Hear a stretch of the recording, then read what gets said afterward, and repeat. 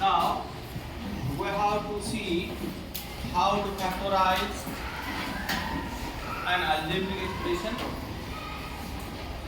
Now here there are three terms in this algebraic expression. किती terms आहेत? 3 terms आहेत. आता याचे फॅक्टर आपल्याला शोधायचे.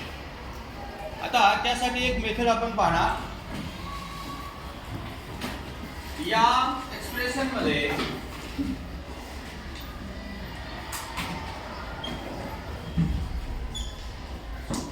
तीन टर्म आहेत. यामध्ये पहिल्या टर्मचा कोएफिशिएंट काय? पहिली टर्म कोएफिशिएंट म्हणजे काय? त्याला मल्टिप्लिकेशनच्या फॉर्म मध्ये असणारा नंबर. याच्या बाजूला तुम्हाला कोणता नंबर दिसतोय? नाही. नाही म्हणजे कोणता असतो? 1. सो याचा कोएफिशिएंट किती आहे? 1. y चा कोएफिशिएंट किती आहे? 6 आहे. ठीक आहे. सो त्या y चा कोएफिशिएंट आणि जो कॉन्स्टंट नंबर आहे, कॉन्स्टंट कोण आहे? 8. याचा प्रोडक्ट फाइंड करायचा. What is the multiplication of 8 and 1? 8. सुरुवातीला जी मेथड पाहिली आपण की फॅक्टर पाडताना आपण काय करत होतो? या तिघामध्ये काही कॉमन आहे का ते शोधायचं. आता तिघामध्ये काही कॉमन आहे का? y बघा.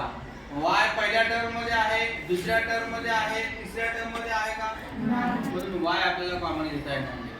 बर 6 आणि 8 एखादा नंबर कॉमन घेता येतो का? बघा इथं 1 आहे, इथं 6 आहे, इथं 8 आहे. फक्त 1 कॉमन घेता येईल आणि 1 कॉमन घेतल्यामुळे हे असंच राहील. म्हणजे 1 याचा फॅक्टर येईल फक्त आणि 1 हा कोणाचाही फॅक्टर असतो. म्हणजे इथं आपल्याला कॉमन घेता येत नाही. म्हणून काय करायचं आता? इथं ही जी मिडल टर्म आहे मधली, हिला स्प्लिट करायचं. स्प्लिट करायचं म्हणजे ही जी टर्म आहे ही ऍडिशनच्या किंवा सबट्रॅक्शनच्या फॉर्म मध्ये लिहायची. म्हणजे 6y समजा 1 + 5y, 2 + 4y, 3 + 3y अशा प्रकारे लिहिता येतं का ते बघायचं आहे. आणि मग लिहिलं तर किती टर्म होणार? समजा असं लिहिलं आपण y² + 3y + 3y + 8. आता किती टर्म झाल्या? 4 झाल्या. म्हणजे ही मिडल टर्म जी आहे ती 2 टर्मच्या फॉर्म मध्ये आपण लिहिली. आणि मग याच्यामध्ये काही कॉमन निघते का आपल्याला बघायचं आहे. ठीक आहे. तर ते नंबर शोधण्यासाठी आपल्याला काय करायचं आहे? या पद्धतीने जायचं आहे. पहिल्या टर्मचा कोएफिशिएंट आणि लास्ट टर्म यांचं मल्टिप्लिकेशन करायचं. किती आलंय? 8 आले. बरोबर. आता काय करायचं आहे? जे काही मल्टिप्लिकेशन येईल, आता इथं 1 असल्यामुळे या नंबर एवढंच मल्टिप्लिकेशन येणार. बरोबर का? इथं जर 1 असेल तर हेच काय येणार? मल्टिप्लिकेशन. दुसरा नंबर असेल इथं तर मल्टिप्लिकेशन काय होणार? चेंज होणार. सो 8 आलाय. आता काय करायचं आपल्याला? 8 चे फॅक्टर शोधायचे. फॅक्टर शोधताना 2 गोष्टी आपल्याला बघायच्या आहेत. की असे फॅक्टर शोधायचे की ज्यांचा प्रोडक्ट 8 आला पाहिजे आणि त्यांचीच ऍडिशन किंवा सबट्रॅक्शन 6 आली पाहिजे. म्हणजे प्रोडक्ट एवढा आला पाहिजे आणि ऍडिशन किंवा सबट्रॅक्शन मिडल टर्म एवढी आली पाहिजे. असे दोन नंबर मला सांगा ज्यांचा प्रोडक्ट 8 येतो आणि त्यांचीच ऍडिशन किंवा सबट्रॅक्शन 6 येते. असे दोन नंबर मला सांगा. प्रोडक्ट 8 यायला पाहिजे, ऍडिशन 6 यायला पाहिजे किंवा सबट्रॅक्शन 6 यायला पाहिजे. असे दोन नंबर बघा ना. कोणाकोणाचा प्रोडक्ट 8 येतो मग त्यांची ऍडिशन करून बघा किंवा सबट्रॅक्शन करून बघा. आपल्याला 6 यायला पाहिजे. हा बदली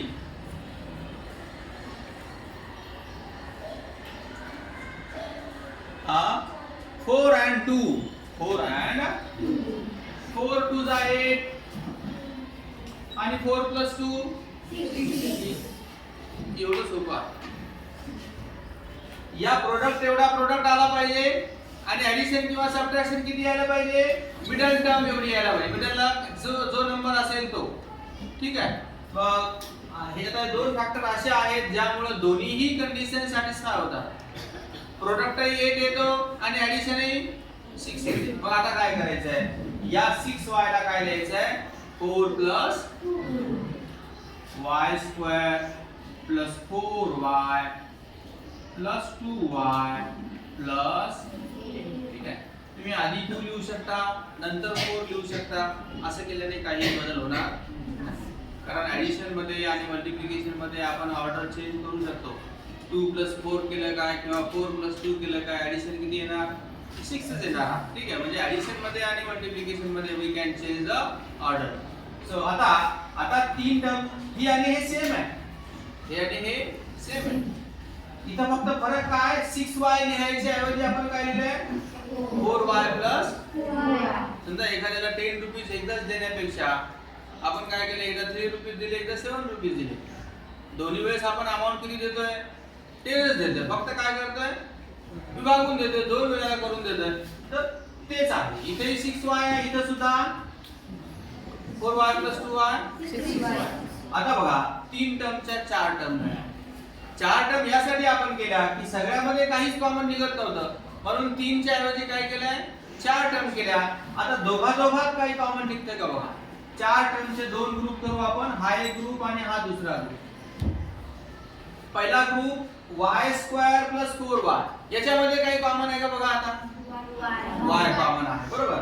इथं y कॉमन आहे. मग इथून y कॉमन घेतल्यानंतर काय शिल्लक राहील, इथं y स्क्वेअर आहे, बरोबर. y स्क्वेअर आहे म्हणजे काय आहे, y into y. एक y तुम्ही बाहेर घेता, एक आत मध्ये शिल्लक राहील, बरोबर का. समजतंय का. y चा स्क्वेअर आहे म्हणजे काय आहे, आणि मध्ये इथं 4 into y म्हणजे दोन्ही या टर्म मध्ये y कॉमन आहे. मग हे कॉमन y आपण बाहेर घेतलं, आत काय शिल्लक राहील, y प्लस इथं 4 आहे. तुम्हाला समजत नसेल तर मला सांगा. ठीक आहे. आता या दुसऱ्या ग्रुप मध्ये काय कॉमन घेऊ शकतो आपण, y कॉमन घेता येईल का दुसऱ्या ग्रुप मध्ये, एखादा नंबर कोणता कॉमन घेता येईल हे तुम्हाला मी पहिल्या तासामध्ये सांगितलं. कसं करायचंय बघायचंय. दोन नंबर आहेत इथं, पहिला नंबर दुसऱ्या नंबरच्या टेबल मध्ये येतो का बघायचं, किंवा दुसरा नंबर पहिल्याच्या टेबल मध्ये येतो का बघायचं, किंवा दोन्ही नंबर एखाद्या टेबल मध्ये येतात का बघायचं. हे दोन्ही नंबर कोणत्या टेबल मध्ये येतात, म्हणजे 2 कॉमन आहे. किंवा 8 ला तुम्ही असं लिहू शकता 2 into 4, म्हणजे दोघांमध्ये काय कॉमन आहे, 2 कॉमन आहे. ठीक आहे. तर हे करत बसण्यापेक्षा दोन्ही नंबर कोणत्या टेबल मध्ये आहेत ते शोधायचं. दोन्ही नंबर 2 च्या टेबल मध्ये आहेत म्हणून काय, 2 कॉमन. 2 जर कॉमन घेतलं तर काय शिल्लक राहील, 1. आणि इथून 2 कॉमन घेतलं तर 4 राहील, 6 नाही राहणार ना. 8 मधून 2 कॉमन घेतलं तर 6 नाही राहणार.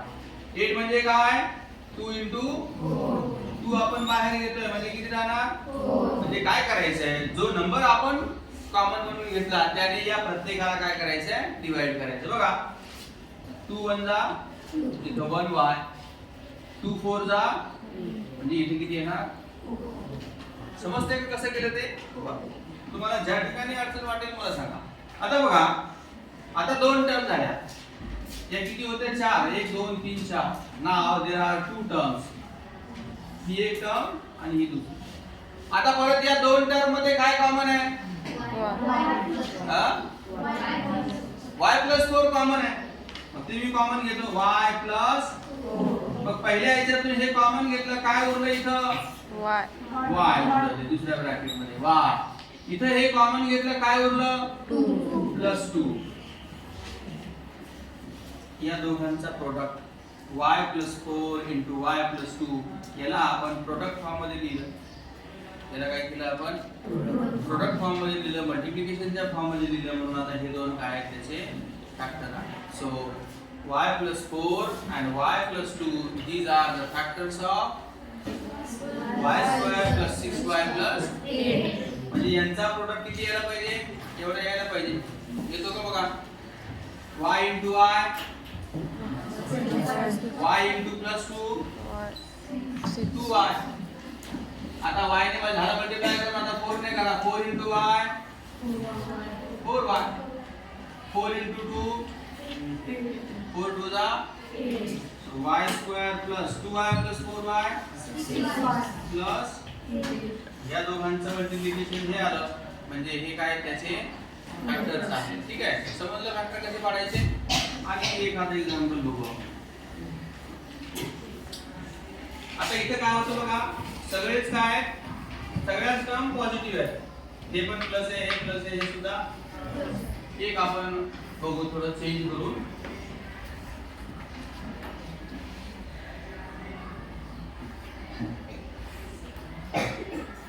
z square minus 10z plus 21.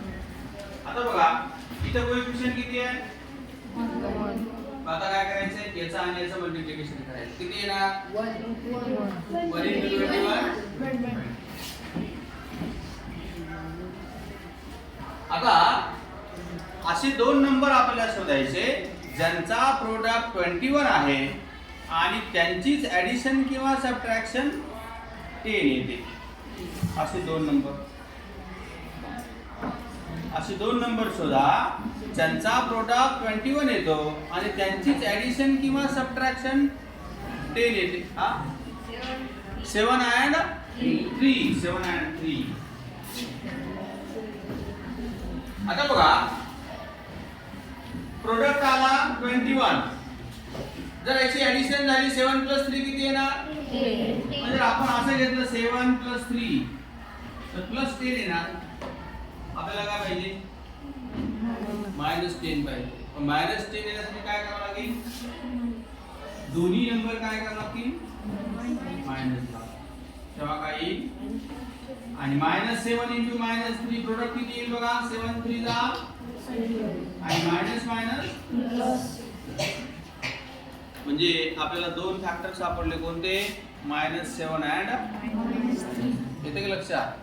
हा म्हणजे इथं आता आपण असं लिहिणार z square -7z -3z plus, आता काय करायचंय, दोघांचा ग्रुप करायचा. पहिल्या ग्रुप मध्ये काय कॉमन, z कॉमन. काय उरणार ब्रॅकेट मध्ये, z -7. आता इथं काय कॉमन घेणार, 3 कॉमन घेणार. आता जर आपण इथे काय करू, -3 कॉमन, -3 कॉमन घेतलं काय राहणार, z. -3 ने ला डिवाइड करा, मायनस प्लस मायनस, 3 7 जा, परत दोन टर्म झाल्या. दोन टर्म मध्ये परत काय कॉमन, z -7 कॉमन आहे. इथे z -7 कॉमन घेतलं, इथे काय राहणार, z राहणार. इथे काय राहणार, -3. सो हे दोन त्याचे काय आहेत, फॅक्टर आहे, z -7 z -3. समजतंय. आणखी बघा.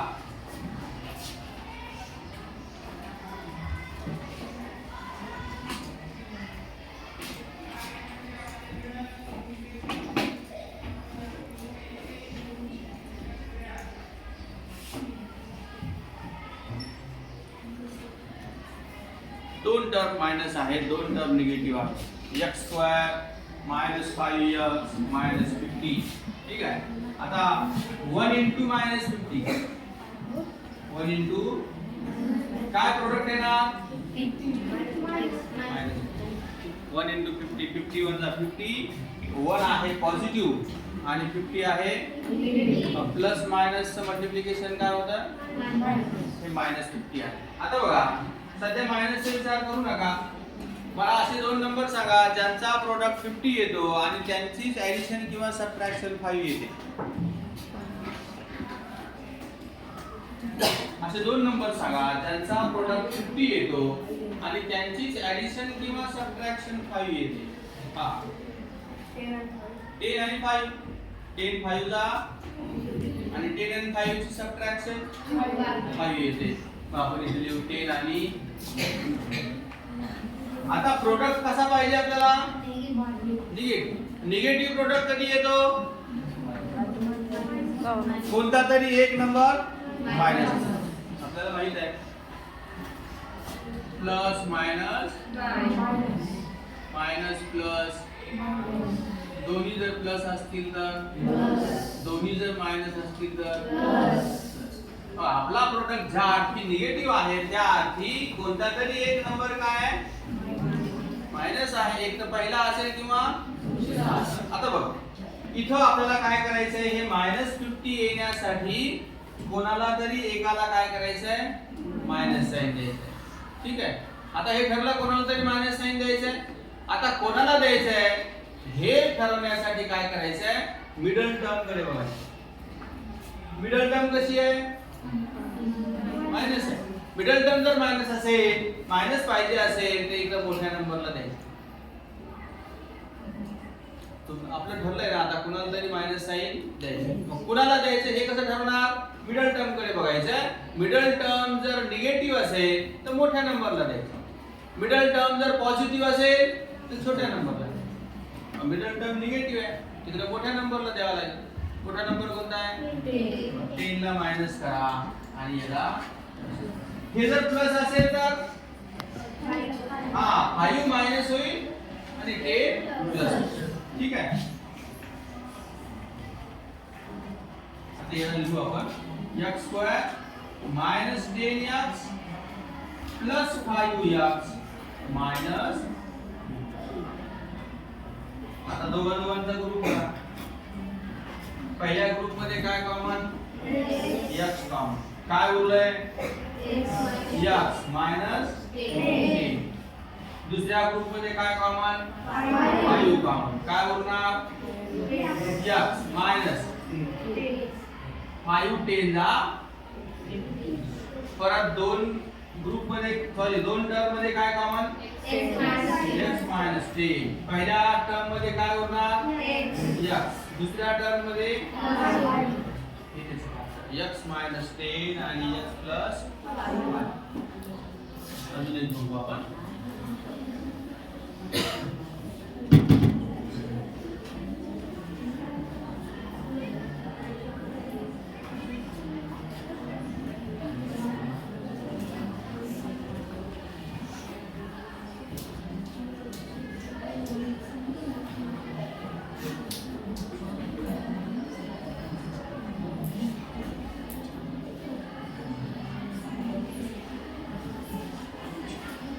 m square plus 7m minus 18.